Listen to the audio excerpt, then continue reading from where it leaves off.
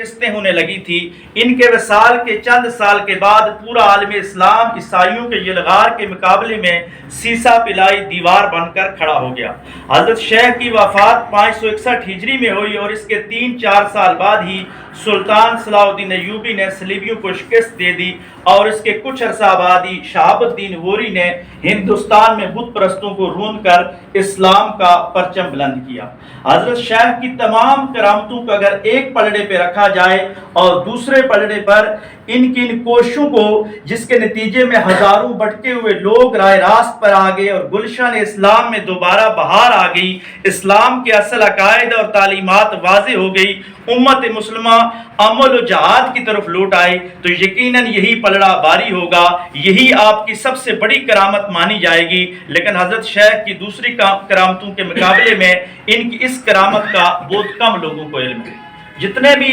تصوف کے جو صحیح صوفی گزرے ہیں انہوں نے ہمیشہ اسلامی فلاحی ریاست کی کوشش کی ہے، اور وہ کسی بھی انداز کے ساتھ کام کرتے رہے تو ان کا مدعا اور مقصد یہی تھا کہ اسلامی فلاحی ریاست کہیں نہ کہیں کبھی نہ کبھی کامیاب ہو جائے، اور حضرت شیخ نے بھی اسی حوالے سے کام کیا۔ اب آپ کی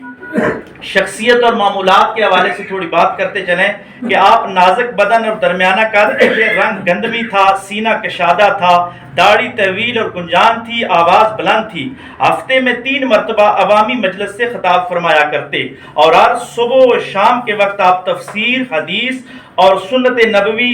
صلی اللہ علیہ وآلہ وسلم کا درس دیا کرتے تھے۔ دن کے ابتدائی حصے میں تفسیر اور حدیث، اصول فقہ کی تعلیم دیتے، ظہر کے بعد قرات کے ساتھ قرآن مجید کی تعلیم دیتے،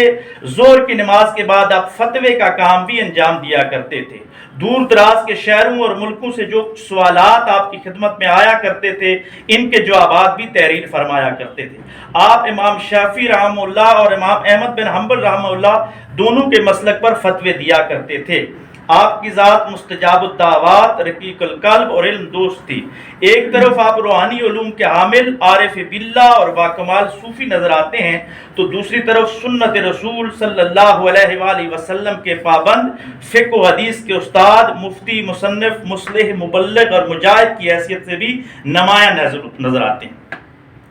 آپ سید ہونے کی وجہ سے صدقہ لینا آپ کے لیے جائز نہیں تھا، ہدیہ بھی بہت مشکل سے قبول کرتے تھے، کیونکہ ہدیہ دینے والوں کو اس بات کا ثبوت پیش کرنا ہوتا تھا کہ اس کا مال حلال طریقے سے کمایا ہوا ہے۔ حضرت شیخ کے پاس جب کوئی ہدیہ آتا تو آپ سب کا سب یا اس کا کچھ حصہ